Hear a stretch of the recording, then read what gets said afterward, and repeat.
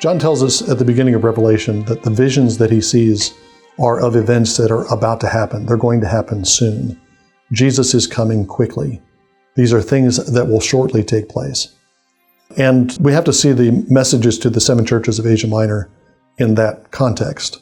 Jesus is addressing these 7 churches, which are in the in-between place between Jerusalem and the center of the Roman Empire. They're in that kind of marginal place. These 7 churches are not prepared for the coming of Jesus. They're not prepared for the collapse of the world that is on the horizon.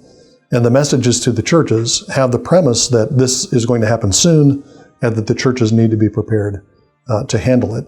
Well, what does Jesus say? How do they get prepared for this cataclysmic event? There's a lot of information in these 7 messages, but several things stand out. One is that Jesus is repeatedly warning them against porneia. That's a word that's often translated as sexual immorality. And in the first instance, that's what it means, sexual immorality. And Jesus is warning the churches not to indulge in sexual immorality. But in the book of Revelation, porneia is associated with alliance with or dalliances with the porne, the harlot, the city Babylon, which I believe is a figure for the city of Jerusalem. And so porneia is not merely sexual immorality, but it has to do with infidelity. And the pressure that the Christians feel during this period is that things are falling apart around them. The Romans are going to start persecuting them. The Jews are persecuting them. And it seems like the safe thing to do might be to enter into some kind of alliance with Judaism, to find safety in Jerusalem, to search out the harlot and find some kind of protection under the auspices or under the wings of the harlot. Jesus is warning them not to do that. Don't compromise with the old world that's passing away. It looks safe, but it's not. Jesus also repeatedly warns them about eating meat sacrificed to idols. And this, I think, is a warning about compromise in the other direction. They're not supposed to compromise with Judaism and revert back to the Old Covenant.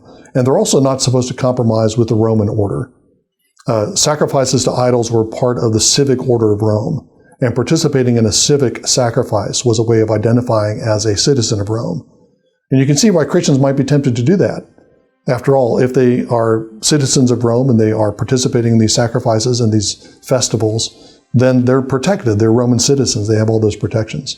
And Jesus says they need to wean themselves off of the Roman Empire, wean themselves off of old Judaism, and stand fast and not compromise in either direction. Another thing that Jesus is important about the messages to the churches is the addressees of these messages. Jesus addresses the entire church, but he addresses each church through the angel of the church. Sometimes interpreters think that the angels are the guardian angels, spirit angels who stand guard over each church. But that doesn't make much sense because Jesus would not need to write to angels, spirit angels. He wouldn't need John to write to them. That seems kind of a roundabout way to address spirit angels. I think the angels are instead human messengers, human rulers.